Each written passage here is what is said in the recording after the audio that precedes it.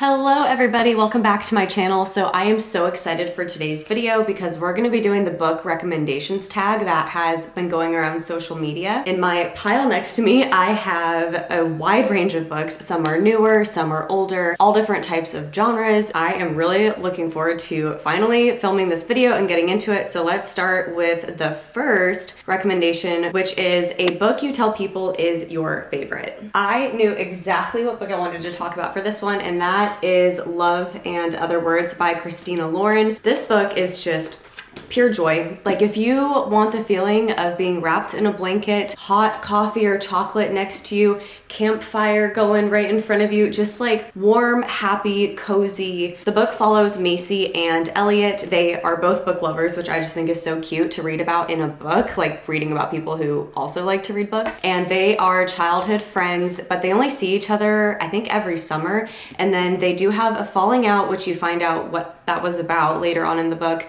And then they come together as adults and they get that second chance to have the romance that they deserved. This book is honestly just so beautifully written, and I cannot say enough good things about it. A book that is your guilty pleasure. Okay, my first thought was Hooked, but really any dark romance I feel like is my guilty pleasure. And so Hooked is a fractured fairy tale retelling from Peter Pan. And there's James Hook, and then the love interest is Wendy, and it's a dark romance. And it's so cool because all of the different characters throughout the book also have the same character names from the Disney movie, like Peter and Wendy and Hook and Smee, and James owns this boat that is called the Tiger Lily, and him and his friends are called the Lost Boys. And so it was just really cool to read. I loved that book. A book that everyone loved but you didn't. My first thought was If He Had Been With Me. Everybody loved this book. I read this book because it was so hyped on TikTok and Instagram, and even other YouTubers absolutely loved this book. It made them cry. And when I read it, I just thought it was okay. I gave it 3 stars. I didn't love it. I didn't hate it. I found it to be kind of boring. I don't know. Everybody loved this book, and I just honestly did not. The book is about these 2 kids who are neighbors, and growing up, they've always loved each other, but they've never actually admitted that to one another. And then they go through this weird phase where they hate each other and they can't stand each other for really no good reason. I don't know, I guess they're just being teenagers. And then they like kind of become friends again, but the boy dies, and that's not a spoiler. You find that out on the second page of the book that he dies. And the story is about their lives together leading up to his death, and essentially how she regrets a lot of different things that happened. But I feel like because you know that he dies, there was no shock value to it. And I don't know, I just wasn't emotionally invested in it like so many other people were. A book that you read the fastest. Okay, I don't know if I actually read this book the quickest out of any book that I've ever read, but this is the first book that I remember kind of binging and sitting down and reading within one day, and that was Verity by Colleen Hoover. This book is definitely not for everybody. It is a pretty dark and twisted thriller. There's a lot that goes on with this book. It's pretty graphic, and there are some spice scenes, so if you don't like sex scenes in books, then I would not recommend this one for you. So what it's about is there's this lady named Verity, and she is really ill. She can't get out of bed, but she is an author, and her agency brings in this girl. I think her name's Jessica. I could be wrong. I don't know. It doesn't really matter. Oh, Lowen. Where did I get Jessica from? I have no idea. Okay, her name is Lowen, and she comes in and lives in Verity's house and is finishing her manuscript. She's finishing the book for her, sort of as like a guest writer. And anyways, her and Jeremy, who is the husband of Verity, start having an affair, which is pretty typical of thriller books. And anyways, a lot of stuff goes down, and it's a crazy book, but it was really easy to read. It was very fast paced, and I just like had to know what happened by the end. So I could not put this book down. I really wish that they would turn this book into a movie or a TV show. I'm honestly really shocked that this has not been given any film rights yet. Okay, next one is a book that deserves more hype, and the first one I thought of was this book called My Lovely Wife. This is a psychological thriller book. The twist at the end, oh my gosh, it got me. I was not expecting it at all. I flew through this book. The back of it says, our love story is simple. I met a gorgeous woman. We fell in love. We had kids. We moved to the suburbs. We told each other our biggest dreams and our darkest secrets, and then we got bored. We look like a normal couple. We are your neighbors, the parents of your kids' friends, the acquaintances you keep meaning to get dinner with. We all have our secrets to keep a marriage alive. Ours just happens to be getting away with murder. And you would think that, oh my gosh, they're murderers, like that is the big twist, but it's not. I'll just throw that out there. So if you're looking for a new thriller, I highly recommend this one. I think this one deserves a lot more hype than what it's gotten. A book that is becoming a movie or a TV show. Okay, so I actually pulled a few from my library here at home of books that are becoming a movie/TV show and books that have already become movies and TV shows. The first one I have is Sharp Objects by Gillian Flynn. I don't know if it's Gillian or Jillian. I'm gonna guess Gillian. But this book is a psychological thriller. I believe it's under 300 pages, so it's pretty quick to get through. It's by the same author who wrote Gone Girl. This book was really intense and very creepy. This book, I believe, is a Hulu TV show. So if you're interested in a thriller that has been turned into a TV show, I would recommend this one. The next one that I'm pretty sure every person has seen on Netflix because it is one of the most popular shows out right now is You by Caroline Kepnes. So there are actually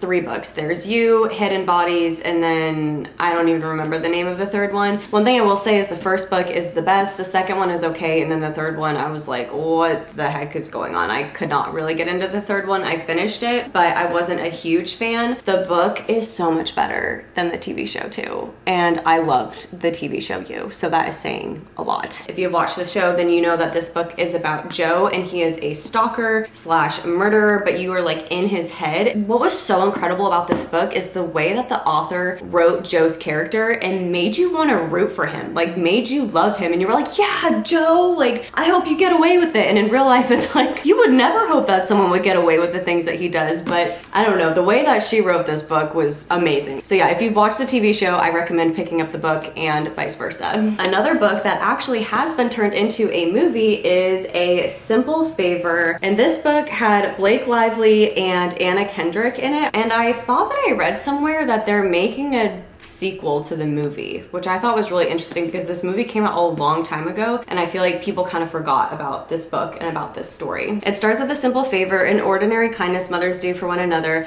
When glamorous Emily asks Stephanie to pick up her son after school, Stephanie happily says yes. Wait, I remember Stephanie being obsessed with Emily. Emily has a life that would make any woman jealous. She is a perfect mother with a dazzling career, working for a famous fashion designer in Manhattan. Stephanie, who is a widow with a son in kindergarten, she's lonely in her Connecticut suburb, turns to her daily blog for connection and validation. Stephanie is suddenly shocked when Emily disappears without a trace, leaving her son and husband with no warning. Okay, I remember this now. This one was really good. So if you're into sort of like a psychological thriller that isn't too scary or too intense and kind of has some funny moments to it, then I would recommend this book for you, and then to go watch the movie after. Okay, don't hate me, but I have one more book to movie adaptation, and that is The 7 Husbands of Evelyn Hugo. I don't know if it's being turned into a movie or a TV show, but I know that Netflix bought the film rights for this, and this book was so interesting. It was my first book that I ever read by Taylor Jenkins Reid,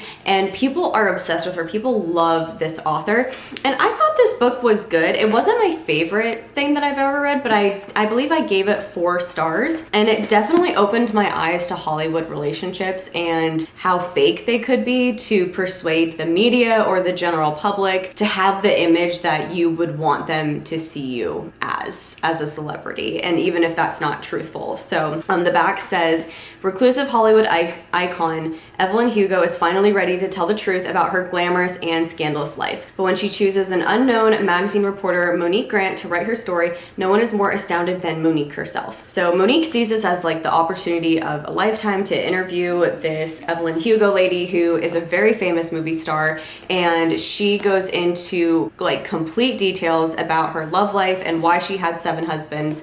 And it's fascinating. It's a really interesting and fascinating different type of read. Like, I have never read a book like this before. And I am obviously very excited for Netflix to turn this into a TV show or a movie. Oh, wait, I brought one more out. Okay, I'm sorry. I promise I'll move on from this topic soon. But I brought out One of Us is Lying, and I loved this book. This is a young adult thriller. I think anyone over the age of 13 could probably read this book.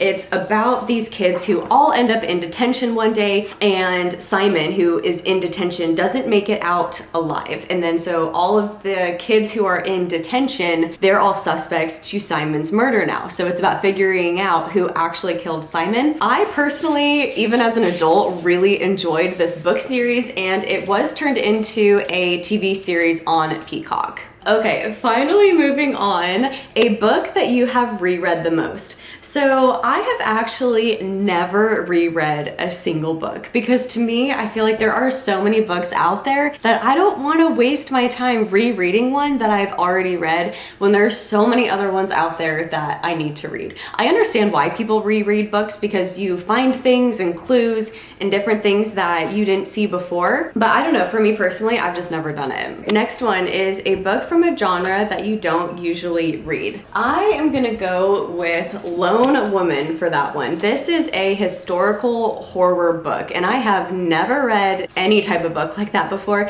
This was my book of the month pick for March, and it is about this lady Adelaide. She is on the cover, and she is moving from California to Montana, and she has this trunk that she brings with her, and every time she opens it, people around her mysteriously seem to die or go missing. A book that deserves all of the hype. Okay, so for this one, I'm gonna go with the From Blood and Ash series. This is a fantasy series that follows Poppy and Hawk, who are the main characters. It has everything. It has action, it has romance, it has betrayal, it has wolves, it has like vampire theme type stuff. It has everything, and I love these books. They get mixed reviews, but I personally love them, and I think they deserve all of the hype that they do get. A book that has your favorite characters. I'm gonna go with a series for this one, and that is the Divergent series. So I absolutely fell in love with Tris and Tobias. They are, to this day, some of my favorite characters that I have ever read about. I hated the way that the series ended though. Like, oh my gosh, I still get angry thinking about it. When I finished the final book, I think I threw it across my room and I went to my mom and I cried. Like, that's how angry I was at how the whole series ended. But I loved those characters, and I just loved Tris. Like, I saw a lot of myself in her,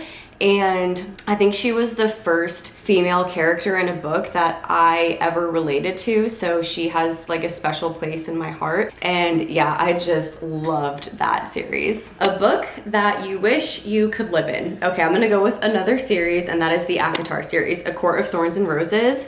So in this fantasy series, there are a bunch of different courts. So there's the night court, there's the day court, there's the spring court, the summer court, the autumn court, the winter court maybe, and all of them have different, I guess, scenery you could say. So like spring court is permanently spring, and there's flowers everywhere and it's beautiful, and then night court is kind of like always dark and there's stars everywhere and it's beautiful. And then I want to say the day court is by the ocean, so it's always like daytime and beautiful and you're by the ocean. And so I would love to live in that book and be able to travel to the different courts. Like, I think that would be so incredible. And also, if you have followed this channel and my Jed and Julia channel for a while, then you would know that the ACOTAR books kind of became like my personality trait when I read them. I am obsessed with that series. It's the first fantasy series that I've ever read, and those books seriously just like hold such a special place in my heart. I love those books, and if I could live in that fantasy world, I would do it. A book that you thought you would hate but ended up loving. So I've never gone into reading a book thinking that I would hate it, because why would I pick it up thinking I would hate it? Like, why would I purposely read a book where I'm like, you know what, I don't think I'm gonna like this. Like, why would I do that? But I will say I was uneasy about reading this book. Like, I wasn't sure if I would love it, or not like it as much because it was my first book that I have ever read by Stephen King, and it is called The Institute. This book, I think I was just really intimidated to read anything by Stephen King because he is such a famous author and his books are always so long. I mean, this book is, oh my gosh, it's upside down. Okay, this book's around 550 pages. So this book is about this kid named Luke, and he has these special powers, and him and other kids like Luke have to go to this government building where they run a bunch of tests on them, and it's about like all of their superpowers and whatnot. And I just wasn't sure if I would love this book, but I ended up really liking it and pretty much devouring it. So if you're looking for a Stephen King book that will keep you on your toes but isn't necessarily horror and scary, I would definitely pick this one up. All right, you guys, so that is going to conclude today's video. I will put all of the questions and my answers to them in the video description box below, as well as a pinned comment, and then you guys can play along if you want. You can give me your book recommendations. I think that would be awesome. But thank you so much for being here and for watching this video. If you liked it, please give me a big thumbs up. That would mean the world to me. And if you're new here, don't forget to subscribe because I'd love to see you in future videos. I hope that you're having a fantastic day, and I will see you next time. Bye.